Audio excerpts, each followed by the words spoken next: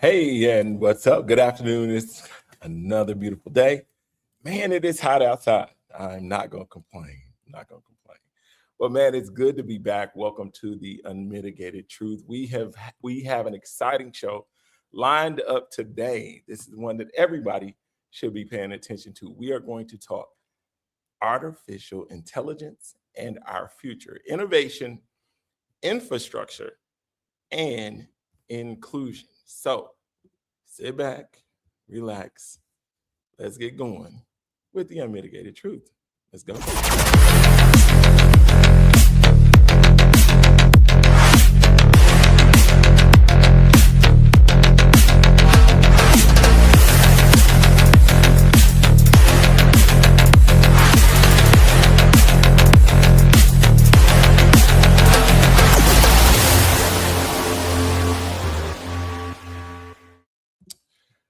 Good evening, everyone, and welcome to another edition of the Unmitigated Truth. I'm your host, Gregory Merriweather. Tonight's conversation is one that affects every single one of us, whether you realize it or not. Artificial intelligence is no longer something that belongs in science fiction movies. It's changing our healthcare, our schools, our jobs, our businesses, our government, and even the way we communicate. Here in Indiana, we're seeing billions of dollars in proposed data center developments. Some people are excited, others are concerned. Questions are everywhere. Who exactly? It's like questions are everywhere. What exactly is artificial intelligence? Are data centers helping or hurting our community? Will AI eliminate jobs or create new ones? Who decides what's ethical? How do we make sure communities like ours aren't left behind? Tonight, we're going beyond the headlines. We're going to have a real conversation with someone who works in this space every day. Please welcome the founder of Lamira Wellness LLC, founder of Lamira AI, and an AI ethical framework developer who just happens to go by the name of Camille Walker. Welcome to the show, Camille. Hello, thank you for having me. I appreciate you so much. Absolutely. It's good to have you on the show. I'm excited about having you here. I know that, we had a quick touch base. I had to do some investigating. I said, who is this? Who is this sister that's involved with all this stuff with ethics and AI and all this kind of stuff? So just start by telling us who you are and what is it that you do. Okay, so my name is Camille Walker. I am a born and raised Naptown girly. Okay, so when I say I love my community, I love it dearly. My husband and I have raised a family here, and I have taught in public schools for 15 years, and I transitioned into community advocacy work because I was seeing the lack of the things that our community has. So what led me into technology, it kind of just started again, just being in the community and seeing the fear. My business, Lamira Wellness, a lot of people know me from yoga, Pilates, personal training, that thing. And while I still do that, it is important for people to understand that I view wellness as a total capacity. Like it is not just your physical health, it is your mental, emotional, and yes, environmental, and yes, even technological health, right? All of these things are intertwined. You cannot be successful in one section without being successful in another one, right? They're all interdependent. And I was seeing this being in the community so very much that there is a tremendous amount of fear surrounding technology. Understood, very much understood. Just want people to know I hear their concerns, I hear everything that they're worried about, and that's when I come in. As a data annotator, that is a fancy word for someone that trains AI models. Again, I view AI, we'll get a little deeper into that later, but I view AI as its early stages. And just like with a child, 0 to 5 years old, you got to have that good foundation. You got to have good teachers, good environment, right? The people who are coding AI and training AI have to have that same mindset, right? That's where the ethics come in. That's where that capacity of it, okay, well, who is training these models that we are getting all of these answers from? Are these good people, benevolent people? That's how we kind of deter us from ending up in that Terminator timeline, right? We Right. get people who care, who truly care about the outcome to get involved. So that's long explanation to just simply say that I am the community intercessor. I advocate for the community because I understand the need of technology and I also understand the concerns of the community. I am that in between person. Okay. Thank you for that introduction or for letting us know who you are. So let's get into it. So, if you were explaining artificial intelligence to someone's grandmother, how would you describe it? Oh, that's a good question. Okay, so to put it in context, this is one of the things that I try to make sure that I do is put it on a level that everyone can understand. Okay, AI is simply that robot within a computer system that gathers information. That's literally it, right? So whether you are looking for information for a recipe on some Southern style cornbread, Mhm.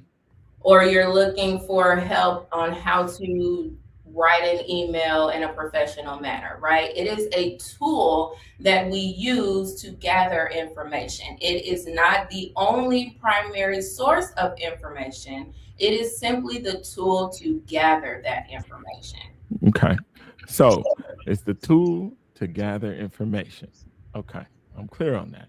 So, is AI really thinking? No, it does what it is trained to do.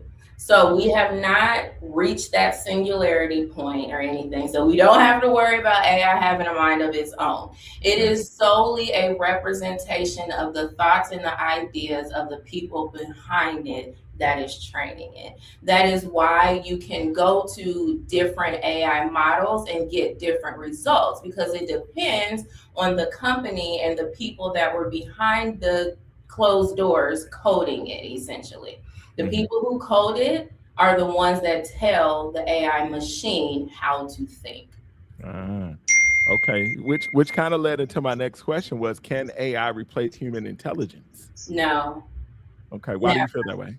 Because there will always need to be a human component Hmm. to look over the AI, to watch over the AI, to make sure that that humanity does not completely get lost, right? So again, an AI model just does what you tell it to do, Gotcha. depending on the parameters around the coding. So if you tell AI to not reach that point of singularity because you are only feeding it the information that it needs, what it does is it'll fill in the gaps by pulling things randomly from the internet.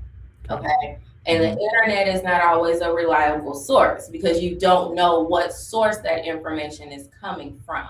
So Hmm. let's say the AI model is training and pulling information from Wikipedia. While Wikipedia is a good source, that is human created, which Facts. means that humans can come in and change things. And if, again, if another human isn't watching it, to make sure that it is correct information. So for it to get to a point of its own individual intelligence, Hmm. I don't foresee that happening. That would take an extreme amount of computer processing, which we can get to that in another time. But Okay. Okay. where we're at now, no. Okay. What jobs are already using AI that people don't even realize? Pretty much everybody, every Mm. company, every facility, every organization, everybody, because it's so ingrained and integrated in everything that we do. Hmm. Literally, it's in Google. So when you go to Google to look something up, you are training their AI model Gemini by your search history alone. Okay. So while people think it's separate, it's not. It's not, because now what companies are doing is they're using our data to train their models as well. Mm. So every single component is integrated, and companies are trying to figure out how to integrate it because they are looking for ways to cut the dollar. Mm. You know, so many people are afraid of the technology. So many people are like, AI is going to run us out, run people out. People are not going to have jobs, which I mean, I do believe that there will be some things. I think I saw a list of things that or jobs that Bill Gates basically said are going to be obsolete. And it's crazy because it was things like authors, people who he said authors, ghostwriters, speech writers, things of that nature. It was like a lot of different things that we look at and just kind of be like, but I have seen that. So what's your thought on those things when you see that it could potentially take those things that were once deemed like organic and people used to marvel at people being authors, and it's like now you can't even really tell the difference. What's your thought behind those types of things?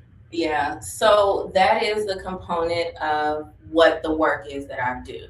Because again, there is a fine line. The consumer does not want AI generated songs. The consumer does not want AI generated movies, right? And Right. so, as the consumer, we do have power in the sense in saying we're not supporting these companies that use AI that come out and say that they use it for script writing, right? So we do have a sense of power as consumers in this capitalist society to say, hey, no, we don't want this, right? By that choice of not supporting. Sure. And when I tell people when they're concerned about losing jobs and things like that, again, which is totally valid, right? Mm-hmm. My concern is always, are you feeling this way because you don't want to advance in technology, or are you feeling this way because of fear, right? Because a lot of times people are just stuck in where they are, right? Right. And we can say this with our elders, and God bless them, we love them, right? But Sure. we know that they've seen so many evolutions of technology to where they're like, I don't want to deal with anything else. Sure. So when we're presented with these questions and these issues, I can't say that I necessarily have all the answers currently. What I do say is that we have the power to say, no, we don't want this, by showing up and boycott essentially, and not participating in these things. And then as far as employment opportunities, if there are opportunities that you're kind of like on the fence, you're like, well, I might be okay, then let's look into ways that we can get into data annotation. What I truly need is more of us. You don't have to have a degree, you don't have to have a certification. They need teachers, social workers, nurses, that like they need across college students across all spectrums to get involved on this side. So there are some people where that fear is kind of there, they're a little unsure, and I'm like, okay, I understand. Let's just help you figure out other ways. But the people who are on the fence, lean into learning more about how you can be a part of it, because my thing is empowering the person Sure. through education. So when people feel empowered, then they're more likely to not agree, but to be okay. Yeah. One of the things I've seen just over the past maybe year or so is that you see some people shun people for using AI. You hear a lot of people. I think it's amazing, personally, but I hear a lot of people when people, use things like Chat GPT, especially in our community, in the Black or the African American, African people of African descent community, all that. People talk crazy about people using that thing. I have been one that said, "Walk, you better walk into it because if you don't, it's like you're gonna get left behind." Yeah. And the other thing is this: I'm like, it. People have made things like Chat GPT as if it writes for you. Mhm. It doesn't. People don't think about the mind that it takes to create good information that goes into it, and Yeah. then the aftermath. So Yeah. tell me, how do we get more people, especially in the Black community, to be more involved with AI as opposed to using it as a way to shun people? How do we do that? Yeah, education. That's really the only solution, the basic solution. There's a lot of misinformation out here, a Mhm. ton of misinformation. And from what I'm seeing, the community thinks that AI is quote unquote the devil. Okay, I'm just Sure. using that in a very simplistic term. Okay, Yeah. but they view it as something that's almost satanic. That's the enemy. And while Mhm. we've seen this before, we've seen this in our communities before with the transition from analog to digital.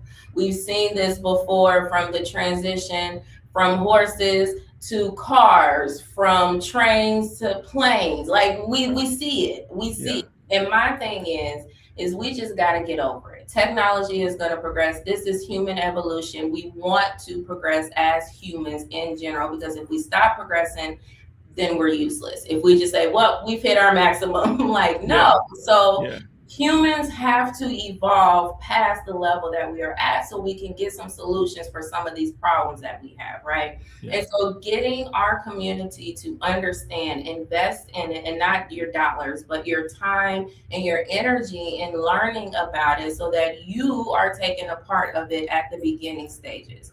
Mhm. What I encourage people to do is that if you feel confused, if you feel lost, if you feel fearful, is simply reach out to a community advocate or someone that is not quote unquote paid by the man, right? Because Yeah. we Yeah. know we have that, and to get some questions asked or answered and to just get in it. The only way you're going to see for yourself is just get in it.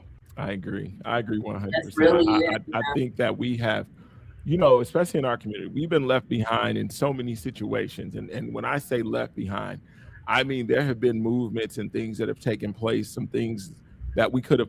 You think about it, and you think about life insurance, Yes. how at one point Black people were unable to even get life insurance, right? Mhm. You think about education, how education was shunned to a certain degree, housing, all these things that you look and you find that we were left behind in those categories. Here now we have a thing, AI, artificial intelligence, that we could actually partake in. And I just don't want there to be people, even though I know they're going to be, but I don't want people shunning that, because this is not a situation where we have to be left behind. We can get involved in this at its inception, per se, in a sense, but at its younger age, shall I say, that Yeah. we can get involved and make something of it. I believe that through this, there will be a lot of people who will be able to make a ton of money. What's your thought behind that? Oh, absolutely. There are so many, and it's funny that you brought up life insurance. One of the many things that I am certified is a licensed life producer in Indiana, right? So that Mhm. is one of the things that I do is provide that type of education. Again, when I'm going out in these communities, there are still families that don't have life insurance Sure. currently, right? So even there are families that don't have bank accounts. Yeah. So getting them to understand at that base level, and there's nothing wrong with it. We know systematically it was designed to keep that knowledge and information from us, right? Sure. And it was Sure. designed for us to stay in the dark so that we are not a part of these opportunities. Yeah. So, for example, with the investment opportunities to make money, I do not give financial advice via, this Right. Right. platform. However, I can definitely point people to the direction of that because there are so many investment opportunities, not just in the AI companies, but like the infrastructure, the things that, we're talking about with the data centers, the chips, the NVIDIA chips, quantum mechanics that is happening. Like there are so many different components that you can just pick one. And if you're a little skeptical about that, then just looking into energy, right? Because we know that and these data centers are using energy, so we're going to have to come up with more energy efficient ways, which Sure. means that there is going to be money available for investments for these energy efficient, of infrastructures that are going to be being built. So that's what I'm saying, by going through and just kind of looking at what opportunities do we have at the beginning, like you said, the inception stage of this, for not only to get a piece of that pie, but to feel more involved so that again you feel empowered. If you get you some stock in Nvidia, you are going to be paying attention to the news and paying Yeah. attention to what laws and everything, all these things that are being passed. You're going to pay attention to it because you have a vested interest. Absolutely. Absolutely. So since you brought it up, let's go there. Let's talk data centers and digital infrastructure, okay? That's So it. one of our biggest conversations happening around Indianapolis and across the country involves data centers. So people hear AI data center and immediately think something dangerous is coming to their neighborhood. We're going to take a moment to try to educate some people on it. So we'll start by asking you, what exactly is a data center? Yeah. Okay. So a data center, which is interesting because I'm gonna put a pin in that. I just sat in a 3-hour hearing at the city county building where they were coming with new definitions for data centers. Oh, wow. So oh my gosh, I thought I had it on me. It's in here somewhere. I don't want to take Okay. time to look through it, Okay. but I'm going to give a summary of what like their new basically outlines are according to their zoning regulations. So basically it's a physical infrastructure, a building that stores data. Mhm. That's it. So I know that sounds like really simple, but like you think about your computer, right? Your laptop, something very small. It has a CPU in it. It has something that stores your personal data on it, right? Your little bitty laptop is considered a data center, but a very, very, very tiny portable data center, essentially. Okay. When you walk into a hospital, they store their data on site. It's usually in the bottom. Data meaning physical computers. Okay, so think, those old school computers that took up the entire rooms back in the 70s, right? Like, so visualize that. Okay, so it's a literal physical hardware structure that allows for the cloud information to be stored here. The reason why we are needing more of these is because there are more reasons to store data safely. Mm. There are more companies that are taking your data when you sign up for Google, when you sign up at Kroger at the grocery store, when you sign up at Amazon to get your package, right? Like all of these companies, you sign off on a privacy where they say, we're going to store your data is safe, we're not going to sell it, da da da da da. Why? Because they have the physical infrastructure to actually store it as opposed to outsourcing it, which makes it more liable for hacking and things like that. So technically you do want your data stored somewhere securely, right? You don't want it somewhere where it could get hacked and it can be sold off or anything like that. So they're popping up in all these spaces because we're needing them more because there are more humans that are using these different technological apps. So just think about how many apps alone you have on your phone. Right. It's probably over 15 because if you got an Apple phone, 10 of them are automatically installed on your phone when you open up the box. So that's 10 to 15 different companies that are storing your personal data. Mm. All of those companies need somewhere for that data to be stored. Mm. Okay. We got Patrick Cowher. He says, how safe is the data center as far as protecting one's information? Yeah, so that's a great question. What they are doing now, and this is a part of the zoning, the regulations, the ordinances, and all of these things that are happening. So while there are, and put a pin in that, actually why they're doing quantum mechanics, why they are currently studying that, why President Trump just signed a whole thing about that. But the reason why is they're trying to come up with ways for it to be stored better. There are weaknesses. Obviously, how many times have you heard like your information has been found on the black web or something like that, right? Like you may get these random calls. You're like, I never signed up for that. So that is a part of why these data centers are becoming more industrialized, becoming more developed, right? Is because the need has extended. I'll give an example. DC Blocks, a proposal that is proposing to build a site on Thunderbird Road. That place is currently their main base in Atlanta. They're currently working on putting data cables underneath the water. Okay. Mm-hmm. That prevents hacking, right? So these are cables that are running underneath the ocean that is, hundreds and hundreds of feet deep that prevents people from being able to use satellites to get to your data, right? And this particular company, DC Blocks, they house other data centers. So they are like a main data center hub for other smaller companies. So when you think about like these other smaller companies that may not have the ability to go build a $3.5 billion center like Amazon or something like that, where are they storing the data, right? Like these smaller apps that you may have on your phone. So that is when they will contract through the bigger institutions like the DC Blocks And that is why DC Blocks is doing a lot to make sure that that information is protected. Okay. Did I answer the question? Yeah, definitely. Okay. So Talia, Nicole, will these brick and mortar data centers pose health concerns in the communities that they're located in? And I know that that's up your alley, Yes, ethical, all the kind of stuff like that. So I'll let you yes. answer that. 100%. That is something that we are fighting for. One of the concerns is, first of all, let me say this, because it is zoned to be a factory, Hmm. or it can be used as a factory zoning. There are, yes, health concerns. Anytime you have any type of industrial factory, there are health concerns, right? We had all these car factories come to Indiana, and we know that it pollutes our air with carcinogens. We know the rise of cancer in these neighborhoods are higher because of the pollutions.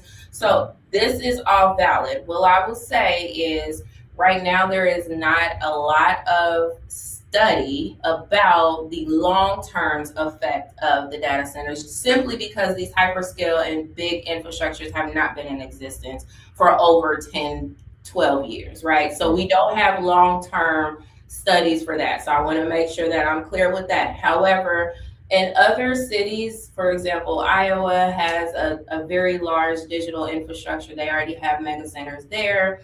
There have been some studies where people are saying, like, the low vibrational hum of the sounds that are emitted by the generator, excuse me, are causing some type of sickness, some type of headaches, some just like low, mild symptoms. Okay. So we're not seeing cancer, we are seeing low like symptoms, and I'm not mitigating those, and I'm not minimizing them, right? So that's what I'm saying, this stuff is very important. That's why we need to stay involved and keep our foot on their necks to make sure that they are fixing these things. For example, today in the hearing, in the proposed amendment, they changed the decibel meter to be that they cannot generate noise over 55 decibel, I believe it is. The concern is, and what some of the people were proposing, is that we need to talk about the low vibration frequency waves. Okay, so those are not the big sounds that we hear. That's not that. It's that low frequency that is not very audible. Almost think about it like a dog whistle. A literal dog can hear a whistle that the human ear cannot hear, right? So the different frequency, but we know that it's there. So that is a concern that the community has. And I do know that in the proposed amendment today, they are doing sound studies. So they are wanting to have independent people come in, engineers, and do sound studies on these centers in our area. Because it's so very new, there's not a whole lot of research about long-term effects. And that is where we are at right now. Okay. So you had mentioned DC Blocks. Mm-hmm. I'm gonna let me see if I can pull this up. I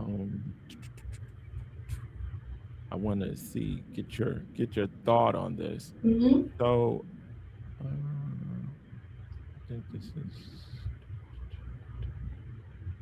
Let's see. Okay, here we go.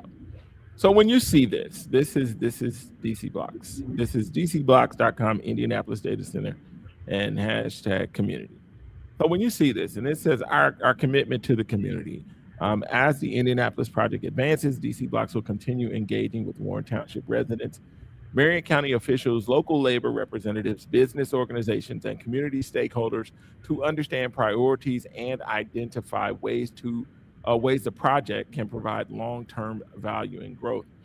And so when you see this from your perspective, what are your thoughts, and how much of this, from your perspective, should the citizens believe? What is your perspective on this? Yeah. So what I will say is, I have been creating a database for tracking the proposals, the infrastructure, everything for data centers across Indiana. Right now, I have up to 1,200, okay, that I'm currently looking through and researching the companies. What I can honestly say, and I will say this with complete honesty, DC Block in the way that this proposal looks, I have not seen any others on any other website that I have gone through. So like Metro Block's the one that is being proposed in Brighton in Martindale Brightwood. Google, no, right? Like they're not doing this type of stuff. So what I will say is using this particular, it's funny you even pulled this one up because I use this one as almost like a case study on how it can be ethically done. Okay, so the things that they are saying, yes, it's a company, so can we ever believe fully what a company is saying? Yes and no. We always got to have our skepticism.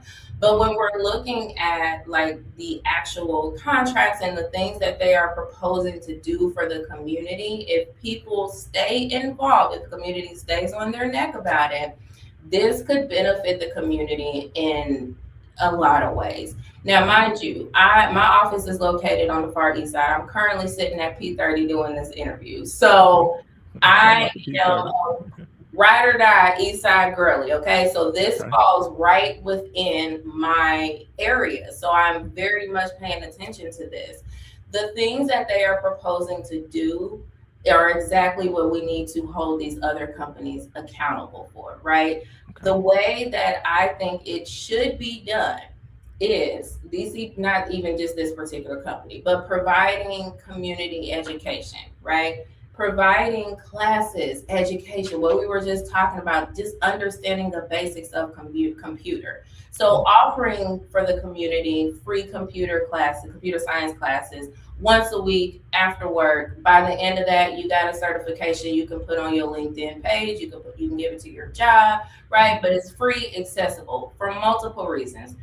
Why we need to get the people seeing that companies have to take a vested interest in not only the land of our area, but the people as well. Give our babies some scholarships. Give our babies some internships, right? Like at all these events that we're having, say sponsor by, and allow for it to be the company. Because again, that is the only way that the community is going to feel like they are getting something back.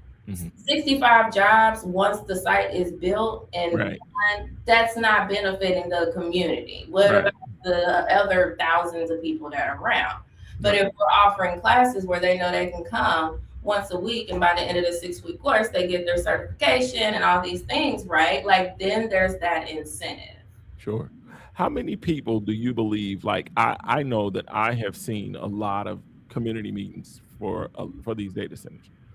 How many people are getting I know they're getting the opportunity to speak at these town halls, but how many people are actually having the time, maybe some quiet time to actually speak with some people to bring this information, like sort of like maybe what you do, bring that information back to the community? Because what I've seen a lot of people going off. Yes. A lot of people mad, a lot of people protesting. And typically it seems as if those things are coming by way of the things that they believe they know. Yes. And then I think that I think we can't look at all of them the same, because I don't believe they're all the same. Yeah. So I believe there's fear.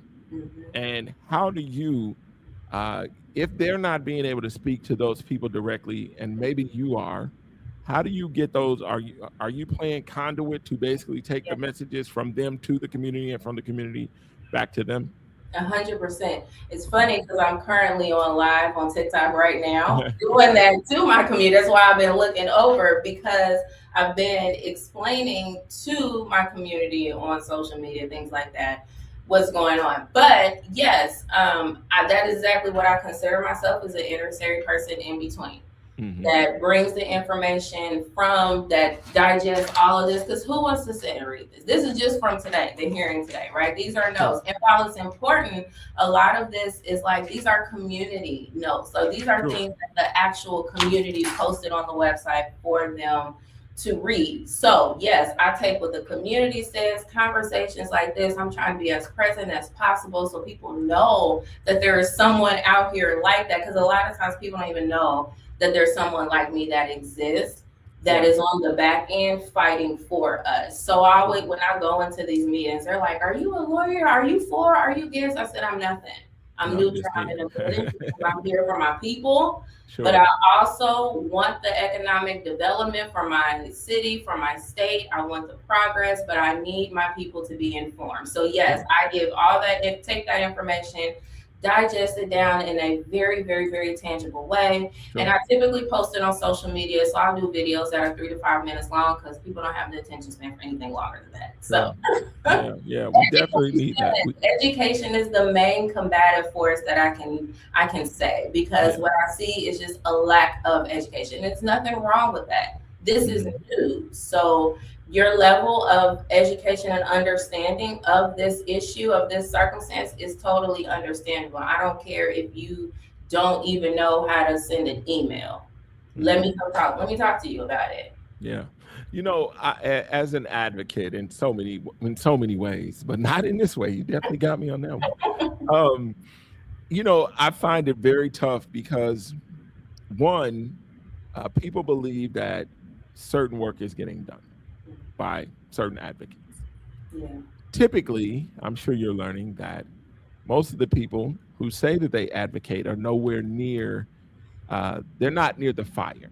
Yeah. They don't have they're not, they're probably not invited into these rooms because even getting the information, they would probably mess it up, or they would take that information and figure out a way to garner something for themselves, or they would just get the information and then just basically keep with the rah rah because they believe that something comes from doing that. Mm. Have you had the opportunity to meet with some of the people who have pretty much fought against it? And then, if you've shared information with them that they didn't know, what was the response after giving them the information? Absolutely. So, if we're talking about on the level of just working hand in hand with the people that are making the decisions, correct? I Yeah. just want to make sure I'm understanding I correctly. want to know. I want to know about the people who fight it.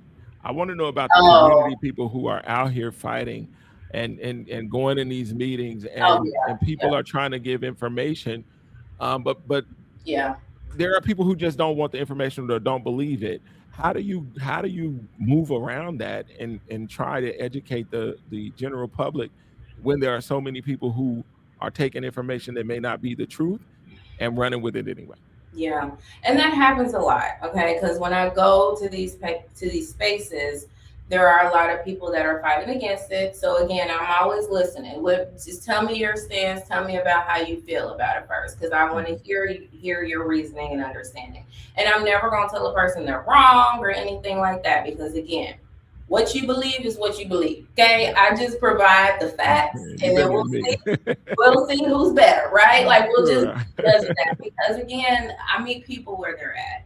Some Okay. people tend to have a level of arrogance about, like you were mentioning, kind of about their position and their role. And I don't want to step on your role. If you're doing your thing in the community, keep doing your thing in the community, right? Like Sure. that. Sure. I'm gonna just come in with, again, the facts and the information. We're gonna let the community decide which one they feel. I just feel Sure. like we have to be a louder voice of information than the misinformation, Yeah. because that's all it is. Yeah. Misinformation travels though. Oh my God, so It is. And with social media, more information travel, more bad information travels even faster. yes, And so it seems as if it's an uphill battle, sometimes, just to get people to understand that they may not. And I'm not saying that everything is right. I'm just saying that we need to. I think that there are so many fights that I have seen, where, let me go in just in my history. I've seen police action shootings where something took place. Now, here's advocacy. Here's how advocacy goes down in the city of Indianapolis a lot of times. Everybody wants to be the first one. One, I've never ran to the scene. That's not my thing. But yeah, everybody wants to be the first one to break the story and then be like they have the information. Typically, in these situations, no one has the information because there's an investigation, right, and then everyone doesn't have access to the investigation to give an accurate story to the general public.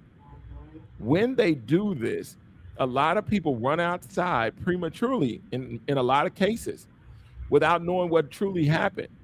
And I remember vividly the Aaron Bailey situation where he was killed by the police. And I said, don't go outside and do nothing. I said, let's find out what happened. Right, right. And a lot of people asked for, a lot of people said a lot of things. I remember a lot of people protesting. I remember a lot of people saying we needed a special prosecutor. I went against every bit of it. And I was like, you got to have the information. It That's came right. out, so much other stuff came out. I told him not to get a prosecutor, a special prosecutor. I gave that process. People didn't listen. Yeah. And when the end result came out, I was like, I remember someone saying, Greg Mayweather said that if we did this, that when the verdict came down, that the officers were guilty, we are going to only have ourselves to blame. And they were, and here we stand. So when you look at this, and it is such a fight Yeah. because you're trying to give information. One, I'm going to ask you, how do you deal with the rejection of good information every single day? Yeah, I don't care. No, I mean, like, I know that sounds like really crazy, but that again, being a public school educator, Sure. I understand that people learn different levels, people receive information differently, people's brains are wired to a way that I'm never going to be able to get through to them, right? And I understand that. Again, I take it for what it is. When I work with people who just push, right? Like just don't believe it. They just pushing and it's just nothing but spewing misinformation and disinformation. Facts. That's all I do. I keep spitting facts. People say I got a library in my head. I absolutely do because I'm gonna come with some facts, some research, and some actual research that you can go and look at and read for yourself. So if you don't believe me, then you go seek the information yourself. And because I work very closely, being a government contractor, I'm working very closely and being in these rooms with lawmakers, politicians, and CEOs and the lawyers. So I am getting a lot of the information directly from quote unquote the horse's mouth, right? So when I'm interpreting it and giving it out to the layperson, I'm telling them, like, hey, I spoke with this particular person and this is what is being done right now. Here's the link for this information so you can go read it yourself. Because again, education and empowerment go hand in hand because you can't empower a person to learn and they will not learn if they don't feel empowered. Like it literally goes hand in hand. So getting people on their level and saying, hey, yeah, you make some good points. Sure. They're not my points, but they're good points. Sure. They're good points for you. And I leave people where they at. I understand. I understand. So when we talk about ethical AI, it's like how do you define that? What does ethical AI actually mean? Yeah. And who determines what's that was ethical? My next question. Who decides what's ethical? Right. And again, that's the whole point. That's the whole point. Who gets to decide what is ethical and how do we know that it is being ethical? And the only way is that you see yourself, that you feel represented in this space. So for me, there's a blanket understanding of what ethics is, right? Sure. Morality, good and bad, evil, like all that. Like we know the basic of that. But when we're coming close into like AI copyright, for example, what is ethical? If I use ChatGPT to create a whole song, I mean the lyrics, the beat, I didn't use the Adobe Pro to make it, and I used all of the different apps to create my whole AI artist. Okay, so who owns that artist, right? Mm-hmm. Like what happens then when this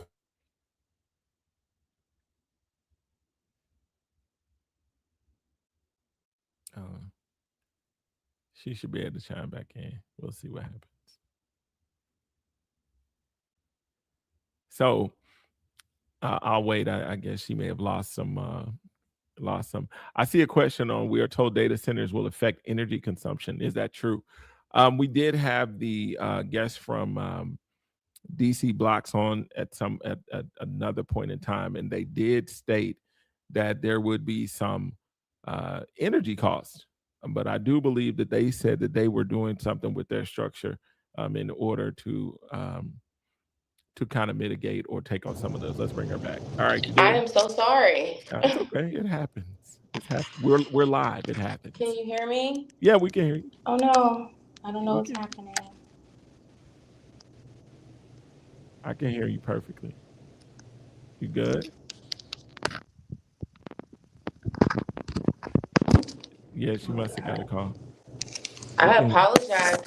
I'm in the office having technical difficulties. It's I okay. am so sorry. It's okay. It happens. Can you hear us I though? apologize for that. Okay. All good. Can you hear And this? I don't You're good. know why I can't hear you. We can hear you. Okay. I'm so sorry. I can't hear anything. Oh Oh wow. no. Okay. When we talk about technology, this is the reason why we don't rely on technology. This is literally the reason why, because stuff like this happens. It's All okay. right, let me see. I'm gonna text her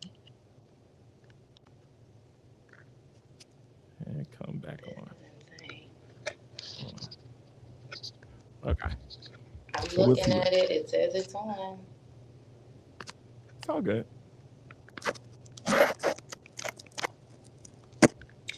This is I'm gonna. crazy.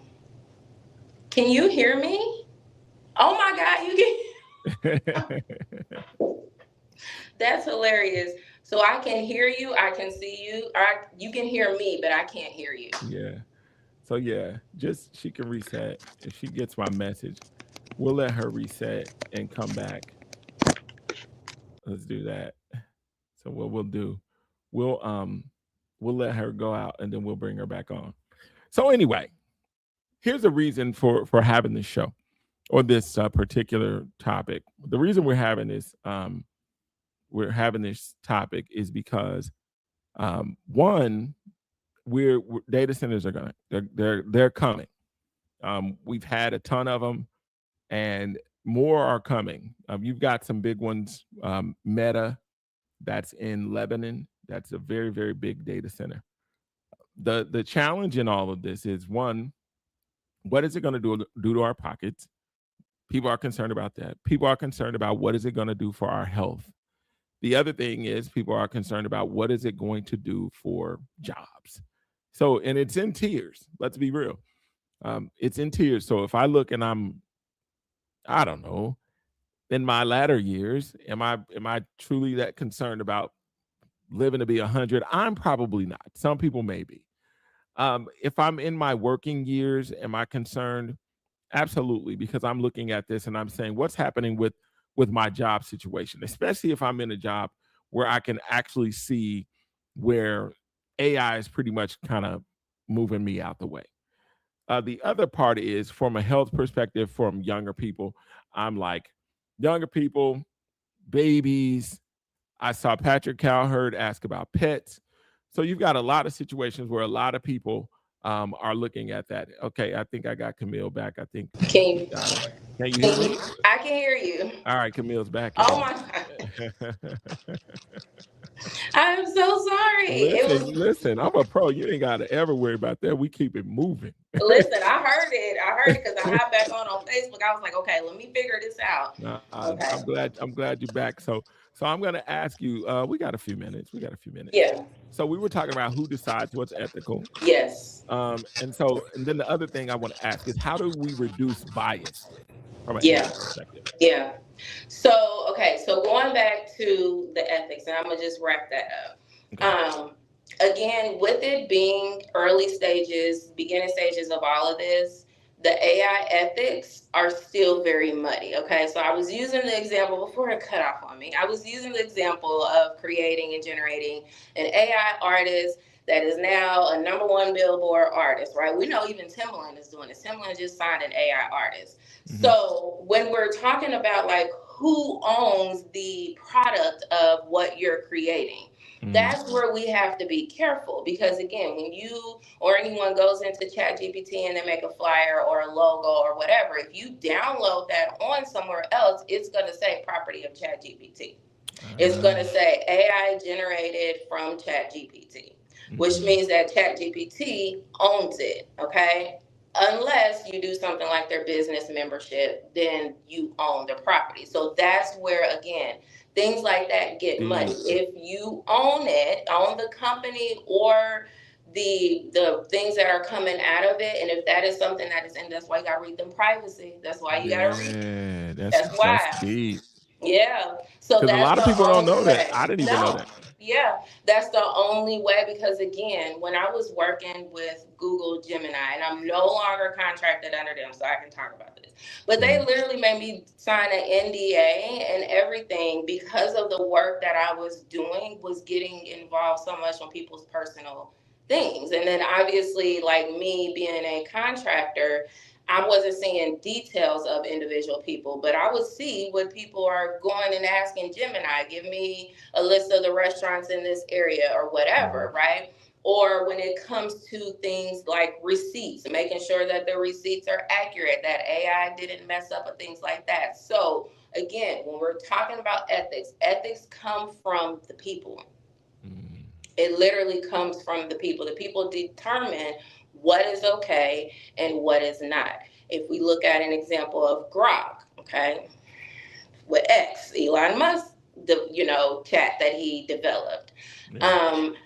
If you ever get on X, you can see it's a little different than how Twitter was. You can see the vibe of it, and I'm not going to get into details, but it's a little different. I've been a Twitter user since its inception, and so getting on it now and seeing the difference tells me that there are different type of people that are working there and that are coding it. And so their ethics are different from the people that were there before. I can tell in the way that Grok runs. Right? So again, it comes from the people. Who determines the level of what is right and what's wrong? The people, right? Because the more we push back, like say, hey, we don't like this. Somebody made an AI generated photo of me. I don't like that. We need more laws involved, right? That's how we sway that to where now it's a law, or it's not currently, but that is how we can make that come into play, because there is no law currently that says that you cannot generate personal private photos of people with these generators. Right? So, and it's not going to happen until more people get involved with that advocacy work and the community pushes back. Okay. So, if you could advise Indianapolis leaders, what should they prioritize? What should they prioritize right now? Indianapolis leaders. In terms of AI. what? Oh, okay. So I would just say figuring out what your community, your constituents, your consumer, whatever they want. If you have a targeted audience where they're like, no, I don't like AI. Sorry, I'm gonna move this because I feel like this is not sounding very well. It's all right. Oh my God. Feel like it wasn't sounding well. But if you have a company where you're like, okay, I know my consumers don't like AI at all. They're going to be mad if I use it. They hate it. You are going to have to figure out a way to integrate it into your company, whatever it is, that it still pleases your consumer, your constituents, your base, whatever it may be. So again, using AI as a tool. You wouldn't pick up a hammer if you needed a flat screwdriver. It ain't gonna work. Right? So you have to figure out what tool. It could be something like Airtable. Airtable is an AI database that creates charts like Microsoft Excel. So it just helps you to put these charts together, and it puts all the data together. That's fine for a company to use. You can share it with your customers as necessary, or you could just use it on the back end, right? So again, figuring out what the perfect tool for you that is ethical, that integrates perfectly with your company. Because again, a lot of people, that's what we're trying to figure out. How can I take part in this? How can I benefit from it? How can I use it without pissing off my entire company base. Sure. All right, so we're gonna move to our lightning round. We got about 5 minutes, and All right, we're gonna let's do do it. this. All right, so we're gonna ask all about AI. So one word, not you don't have to be one word answers, but just short answers. Cool. Okay. All right. Most exciting AI breakthrough. Oh, quantum. Why do you say that? Okay, so quantum, oh my God, quantum mechanics and quantum development. Mm-hmm. So this is longer than one word. So, Okay. Just give me the short version if you okay. can. Right now, computers are running on zeros and ones. Okay, that's binary code. If you flip a coin, your probability is going to give you heads or tails. Okay, quantum allows us to see all of the possibilities of that in between stage. So as the coin is suspended in air, all of those possibilities that the average person wouldn't be able to see. For example, let's say you're a pharmaceutical company and you have this amazing new drug that is going to cure cancer. You want to see how this drug is going to interact with other drugs because you want to be able to sell it to your consumer.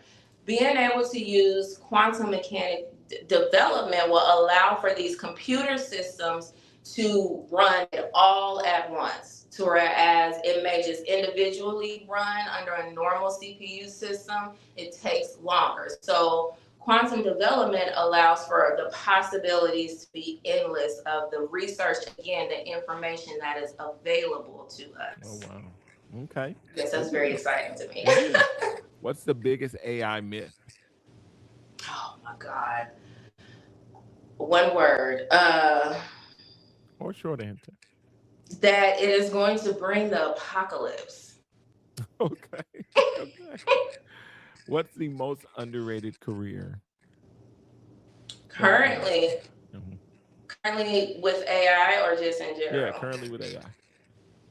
Data annotation. I'm gonna keep saying that we need it. We need more people, so many people to be a data annotator. Okay. One skill everyone should learn. Whoo. This doesn't. I'm pulling from my Lamira Wellness for this. Okay. Okay, I got you.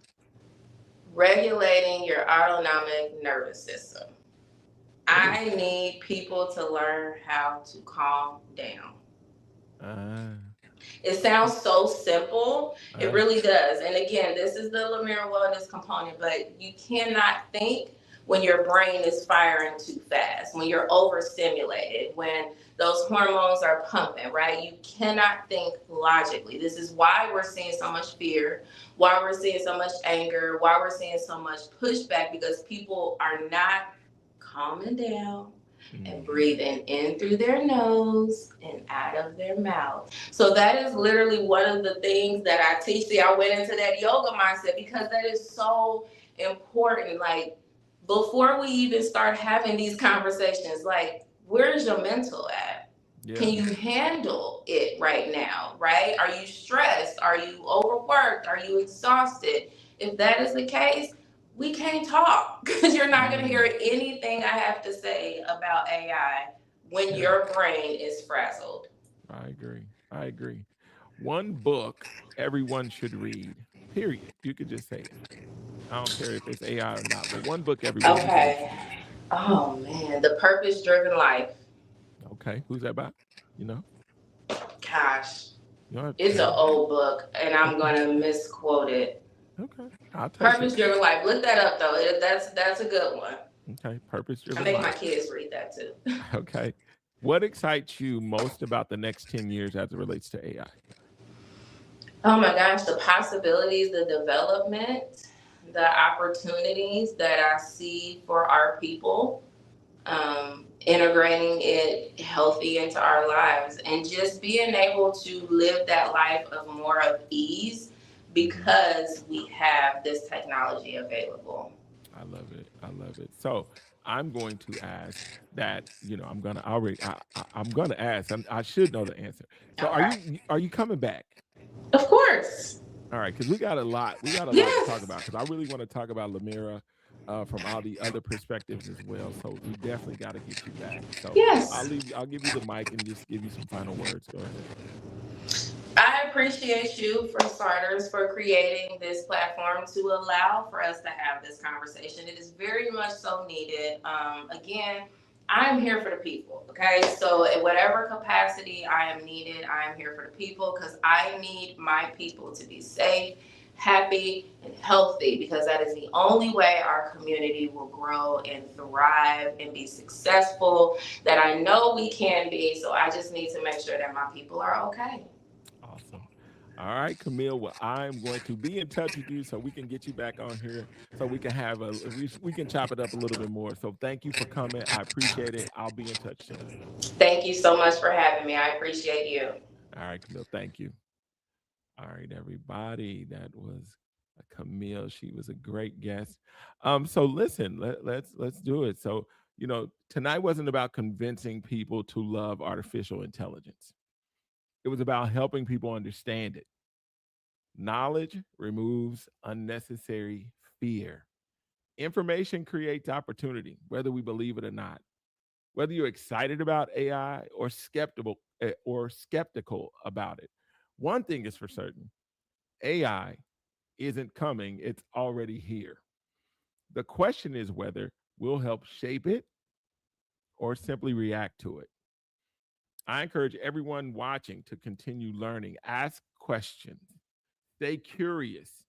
Most importantly, make sure your voice is included in these conversations because the future belongs to everyone, not just those who build technology.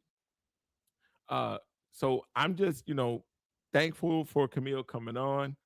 I look forward to reaching out with her again. We're going to talk some more about her wellness and all that kind of stuff. I appreciate it. I want to thank everyone for spending this tremendous hot hour with me. I found the value in tonight's discussion a pleasure, and looking forward to speaking with all of you again. This has been your host, Greg Merriweather. I appreciate you all. It's 317 all day. Y'all know I love y'all. Have a great one. This has been the Unmitigated Truth.